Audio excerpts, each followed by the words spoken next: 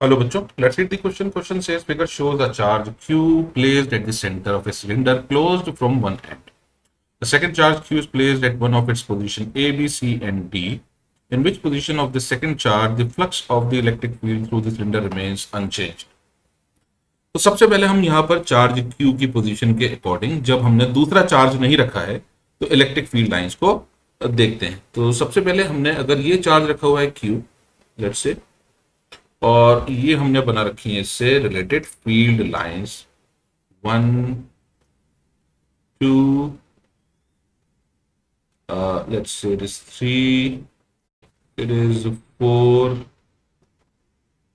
5, 6, 7, and then 8, 9, 10, it's 10, 10, 11, and 12. So these are the field lines associated with the isolated charge. Isolated charge की field lines ये हो गई। तो अगर हम अपना सिलेंडर अभी ड्रॉ करें तो सिलेंडर हमारा कुछ ये है, यानी ये है बेस ऑफ द सिलेंडर जिस पर ये चार्ज रखा हुआ है, और इस सिलेंडर को हम पूरा बना देते हैं एक बार और। ये हमने तो ये सिलेंडर हमने बना लिया है। अब इसमें से जो फील्ड लाइंस पास होंगे हम उनको कैलकुलेट करेंगे।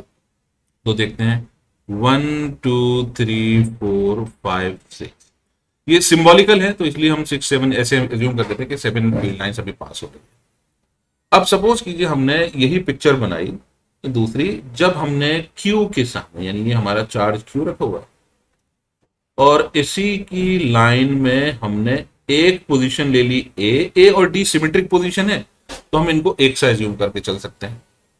तो अगर हमने चार्ज क्यू यहां रखा है तो चार्ज कैपिटल क्यू यहां रखा हुआ है और अभी भी हमारा सिलेंडर वैसे ही रहेगा, तो सिलेंडर को हम कॉपी कर लेंगे। अब फील्ड लाइंस जो बनेंगी वो बनेंगी कुछ ऐसे। Let's say it is 1 2 3 4 5 6 7 8 9 10 11 and 12, ये 12 फील्ड लाइंस बन गई।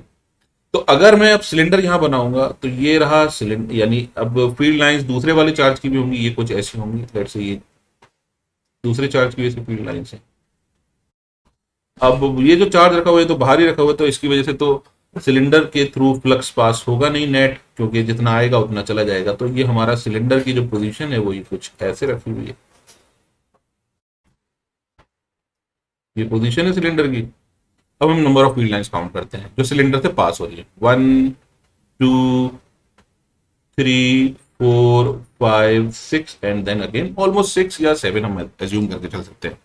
जैसे हमने कहा कि सिंबॉलिकल है, तो अगर हम पोजीशन ए पर रखते हैं, यानी इस पोजीशन पर रखें या इस पोजीशन पर रखें, तो हमारी जो नंबर ऑफ फील्ड लाइंस अभी भी सिलेंडर से पास हो रही हैं वो सेम है, इंटैक्ट है। लेकिन अगर हम रखते हैं बी और सी पर, तो बी और सी पर रखने पर क्या होगा? अब देखिए चार्ज हमारा अभी भी यही रखा हुआ है, ये हो गया ओरिजिन, और दूसरा चार्ज हमने बी या सी पर रखा हुआ है, ये रखा प्लस क्यू, लेट से ये कैपिटल क्यू है। तो क्यू की वजह से जो फील्ड लाइंस होंगी वो हो जाएंगी कुछ ऐसी।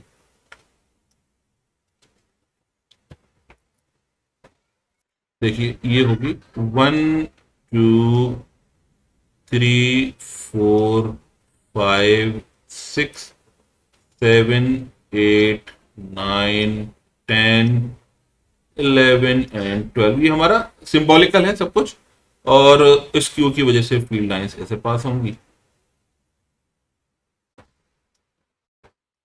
तो अब अगर हम यहां पर अपना सिलेंडर वही बनाते हैं सेम,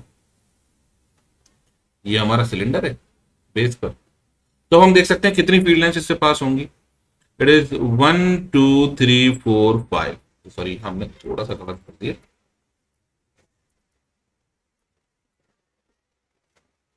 इसको हम ऐसे बनाते हैं।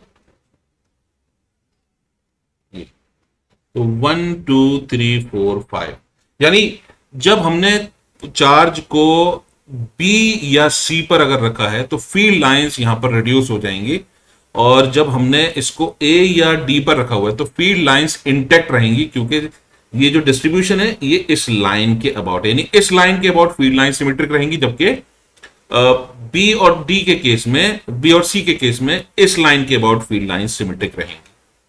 तो ऑब्वियसली यहां पर रिडक्शन हो जाएगा, क्योंकि ये इस लाइन के अबाउट, इस लाइन के अबाउट सिमेट्रिक है और ये इस लाइन के अबाउट सिमेट्रिक है। तो 50% लाइन ऊपर है, 50% लाइन नीचे है। यहां पर भी 50% लाइन ऊपर है, 50% लाइन नीचे है। यहां पर 50% लाइन इसके ऊपर है और 50% लाइन इसके नीचे है। तो इसका मतलब 50% लाइन जब ऊपर है तो ऑब्वियसली इस सिलेंडर के थ्रू सारी की सारी लाइंस पास नहीं होंगी। तो हमारा जो आंसर है जिसमें हमारा फ्लक्स अनचेंज रहेगा वो है option 1। I hope you understood the solution. Thank you.